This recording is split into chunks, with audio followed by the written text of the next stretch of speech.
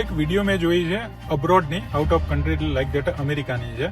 હવે એવું લાગી રહ્યું છે કે આ વસ્તુ આપણા દેશમાં થઈ રહી છે કે નહીં, એ બહુ મહત્વની વાત, આમાં જાણવા જેવી વાત છે.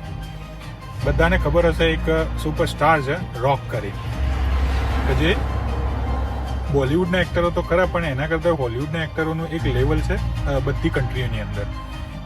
એ રોક આ વિડીયોની અંદર જુઓ તમે, ગાડી લઈને જતા હતા, કોઈ કારણોસર કંઈક રૂલ્સ બ્રેક કર્યો હશે, જેના લીધે યુએસ પોલીસ દ્વારા એમને ઊભા રાખવામાં આવે.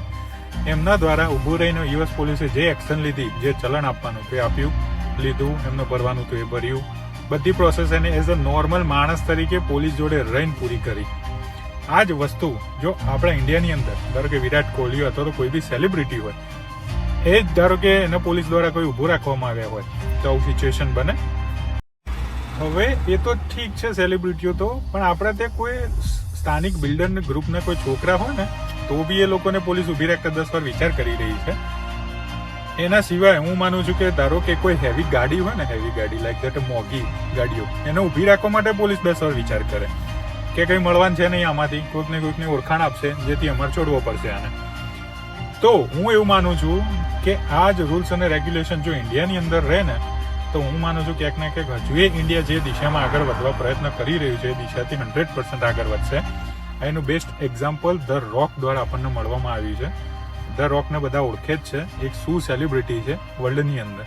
કોઈ સિંગલ ફોન એને કોઈને કર્યો નહીં, એને રૂલ્સ બ્રેક કર્યો તો એને લાગ્યું કે કર્યો છે, તો દેટ્સ ઓકે, જે સિસ્ટમ હતી. તો ઇન્ડિયાની અંદર બી આવી સેમ સિસ્ટમ હું માનું છું કે બધાને ફોલો કરવી પડે, કે જેથી ભ્રષ્ટાચાર ના થાય. અને બીજું કે આપણા ત્યાં જે સિસ્ટમ છે કે જે મોટી ગાડીઓ જાય ત્યારે પોલીસ તંત્ર પકડતું નથી અને અથવા તો ઊભું રાખતું નથી સમટાઈમ્સ, કેટલીક વાર. તો હું માનું છું કે એ લેવલ પોલીસને ક્યાંક ને ક્યાંક અચકાવું હોય છે કે આને કોઈ ઓળખાણ હશે જેના લીધે આપણે એને છોડવો પડશે. પણ જે નોર્મલ માણસને ઊભા રાખવાની વાત છે, નોર્મલ માણસને ધારો કે ઊભા રાખીને કે તમારા જોડે આ બુક નથી, આ બુક લાવો, પેલી બુક લાવો, પેલી બુક લાવો, નોર્મલ માણસને હેરાન કરવાથી કોઈ મિનિંગ છે નહીં. રૂલ્સ માત્ર બધા માટે સેમ હોવો જોઈએ.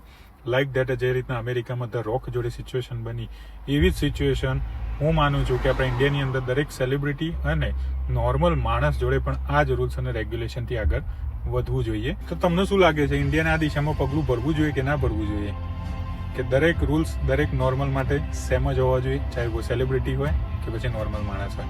જય હિન્દ, જય ભારત.